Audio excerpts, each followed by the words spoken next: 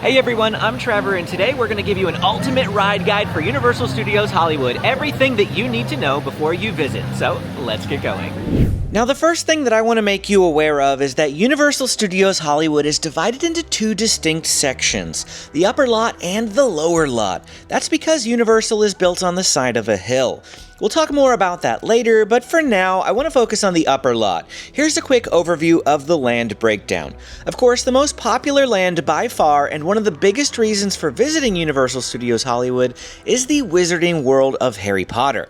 This land features two rides, with the headline attraction being Harry Potter and the Forbidden Journey. The queue for this ride is incredibly immersive, taking you inside Hogwarts Castle and allowing you to see rooms like the Grand Staircase, the greenhouse where students learn herbology, Dumbledore's office, and more.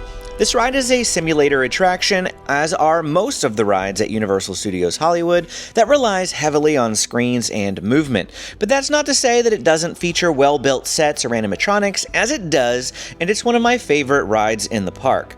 However, riders beware, it can be nausea-inducing, so I'd recommend anti-nausea medications before riding if you easily become sick on motion simulators. Due to the rapid movements of this attraction, bags and loose articles are not allowed and must be stowed in the provided complimentary lockers. Be aware that they've reduced the size of the lockers in the last year, and they more closely resemble Orlando's locker size. These lockers are free for the first 90 minutes, but will charge you $5 an hour after that. Harry Potter and the Forbidden Journey has a height requirement of 48 inches. If you have younger family members that don't meet the height requirement, Universal does offer child swap services at each of their rides. Unlike Disney, where guests not riding have to sit out and wait separately and then re-enter the line after swapping, Universal allows the entire party to wait through the line together, and then the individuals sitting out go to a child swap room. After the first group finishes riding, the adults swap in the room, and the next group boards immediately without needing to go through the line again. This attraction is also one of a few rides that offers a single rider line. There's no minimum age for this at Universal, but Disney is 7 years of age, and I do find that to be a good baseline for considering whether to use it or not. Your party will be split up to fill in empty seats, but it can be a faster way of boarding when lines are long. And finally, every ride at Universal Studios features an Express Pass line. Express Pass is an add-on feature that will cost a minimum of $90 more per person, but varies depending on the day. Express Pass allows entry into every ride at Universal Studios Hollywood through the Express line once per day, unless you purchase the Express Pass Unlimited, which costs an extra $50 a person on top of the cost for the day. If you're interested in learning more about Express Pass, I'll link to a dedicated video about it at the end of this one. With all that out of the way, let's move along. The second ride in the Wizarding World is Flight of the Hippogriff. This is a small and very short roller coaster that's themed after Hagrid and his favorite feathered friend, Buckbeak. Pretty much as soon as you take off, you are returning to the loading station, so it might not be worth it to you when the line is long, but it's a fun entry-level coaster for young children. As such, Flight of the Hippogriff has a minimum height requirement of 39 inches, though children under 48 inches must be accompanied by a supervising companion at least 14 years or older. Bags and loose items are permissible on this ride, though they'll need to be placed on the floor or in the provided bag. Another signature attraction at Universal Studios Hollywood is the Studio Tour. In fact, this is the ride that started it all. What began as a simple tour around the film studio turned into a full-blown theme park. And not just here, but in Orlando, Japan, Singapore, and Beijing. The Studio Tour is an hour-long gentle ride through the back lot that will show you sound stages and sets used to film your favorite movies and TV shows. Many of them are still active, and so each time I've ridden the Studio Tour, we've taken a different route and seen different sets to avoid interrupting the filming process. In addition to filming locations, there are a few attractions along the path specifically designed for the Studio Tour, like the King Kong 360 experience, the Earthquake sequence, and more. There is no height requirement for this attraction, so it's great fun for the whole family. Be mindful, however, that given the hour-long duration of the tour, it's strongly recommended that you use the restroom before getting in line. Another major land at Universal Studios Hollywood that takes up a lot of real estate is Springfield, though this area mostly caters to food and games. It does feature one ride, however, the Simpsons Ride. The lowest wait you'll see for this attraction is about 20 minutes, and that's just because of all the pre-shows necessary to get to the ride. ride. There's a lot of backstory for this one in order to properly understand what's going on, so the pre-shows are necessary. This is another simulator ride that starts out as a roller coaster, but things quickly go awry as Sideshow Bob tries to kill Homer and his family.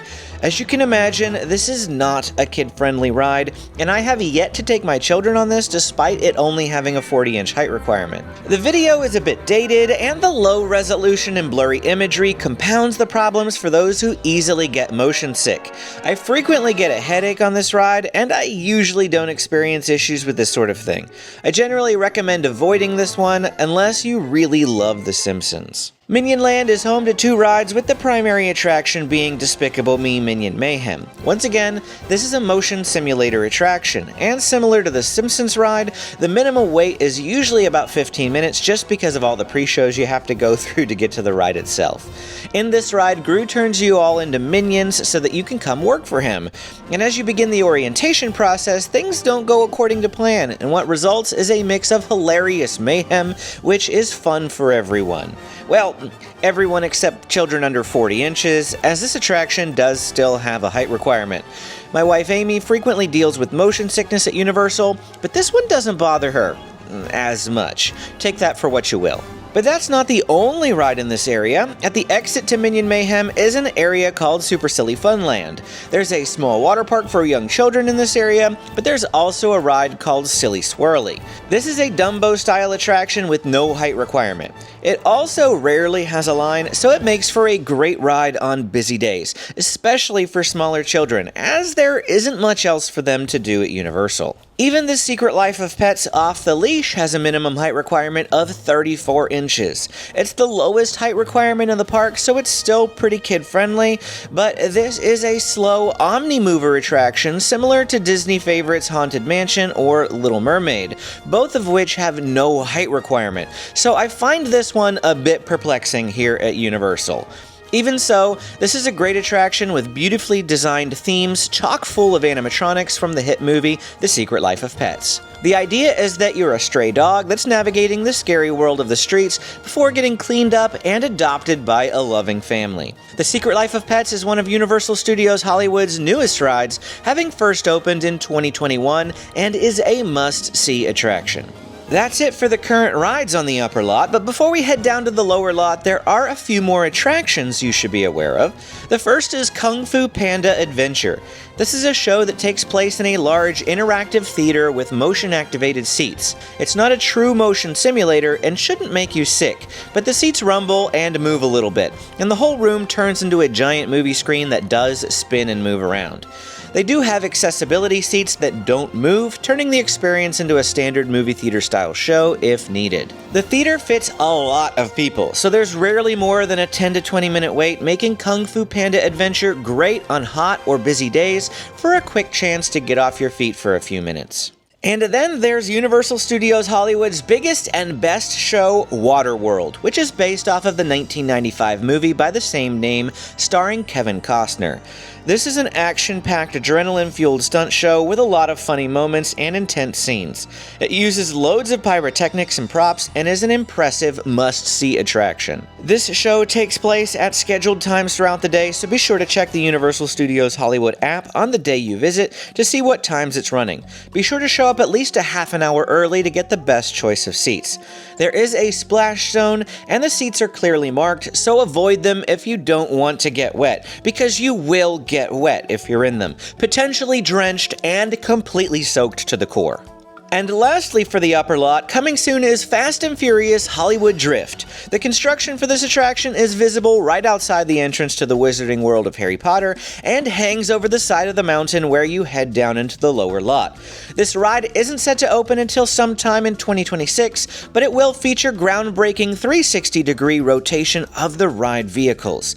This is one to keep an eye on as more information is sure to drop in the coming months. Now we're going to head down into the lower lot, which can be accessed by 4 separate escalators, or you can speak to a team member about vehicle transportation for those with mobility needs. The first ride you'll come across upon entering the lower lot is Revenge of the Mummy: The Ride. This is Universal Studios Hollywood's most intense roller coaster, or at least until Hollywood Drift arrives. This ride also requires the use of lockers, though the details are the same as Forbidden Journey, so we won't belabor them again. Revenge of the Mummy is entirely indoors, and while there is a portion at the beginning that features a few sets and animatronics, the ride is otherwise a high-speed roller coaster in the dark. Halfway through, you come to a dead end before going backwards through the track. The ride is over too soon, but it's still fun and thrilling all the same. Revenge of the Mummy has a height requirement of 48 inches. Next is Transformers: The Ride 3D. This is, you guessed it, another motion simulator, but this time with 3D glasses and effects. I'll say it right out the gate, my wife cannot do this attraction, and I once boarded a car with the very distinct scent of bile. Rider, be warned. There's so much going on in this ride. I've ridden it about a dozen times now, and I still don't really know what's going on. It's a lot of explosions and Autobots clashing with Decepticons and scene after scene with very little storytelling. There are a few sets, but it's mostly screens, and, well, you're seeing what the ride is like on your screen right now. There's not much else that I can say. This ride has a minimum height requirement of 40 inches. And the newest ride at Universal Studios Hollywood is located in Super Nintendo World, and that's Mario Kart Bowser's Challenge. The queue for this ride is massive and immersive. There's so much to look at, you'll want to take your time and take lots of photos. It's perfect for Mario fans and truly stands out for its amazing theming. The ride itself puts you in an oversized Mario Kart that fits 4 people. You'll be given a helmet-type apparatus that straps to your head, which allows the video screen visor connected to the ride vehicle to be magnetically attached to your helmet. This is how you'll see your opponents during the race and shoot shells at them to earn points.